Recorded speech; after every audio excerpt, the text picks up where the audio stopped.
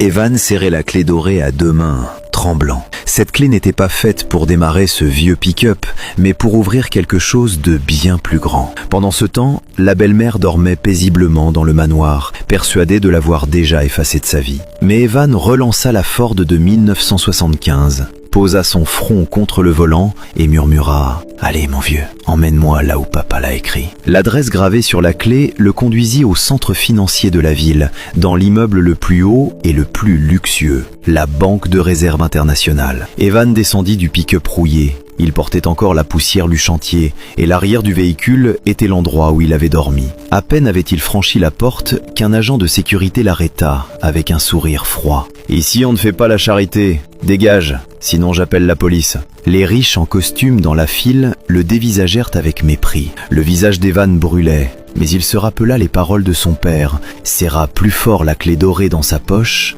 et releva la tête. « Je viens récupérer mon coffre ». Le vigile éclata de rire. « Un coffre ? Tu n'as même pas de quoi payer le bus ?»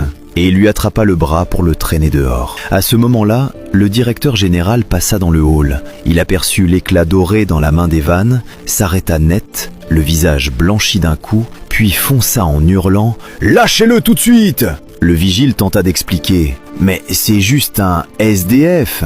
Le directeur gronda « Tais-toi !» Puis il conduisit lui-même Evan dans la zone des coffres blindés, au sous-sol. Tout était si silencieux qu'on avait du mal à respirer. La voix du directeur tremblait, mais chaque mot était clair. « Jeune homme, c'est la clé maîtresse. Coffre numéro 1, le coffre de votre père. » La porte d'acier, épaisse de 2 mètres, s'ouvrit. À l'intérieur, pas de pile de billets, seulement des dossiers, de vieux classeurs en cuir et un acte de propriété. Evan ouvrit le premier dossier et ses yeux se remplirent aussitôt de larmes. Ce n'était pas un dépôt, c'était des brevets. Le moteur inventé par son père, voilà la vraie source de la fortune familiale. Le deuxième document le frappa encore plus fort, l'acte de propriété du manoir. Et sur la dernière ligne, une clause écrite à la main par son père. Maison, entreprise, compte, tout revient à la personne qui possède à la fois cette clé et la Ford pick-up originale de 1975.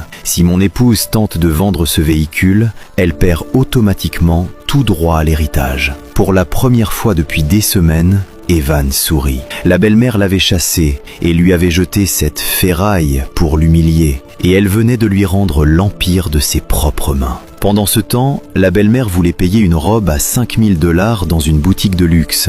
La caissière dit gênée « Désolée madame, la carte est refusée ». Elle hurla « Alors essayez une autre !» Refusée encore. L'écran affichait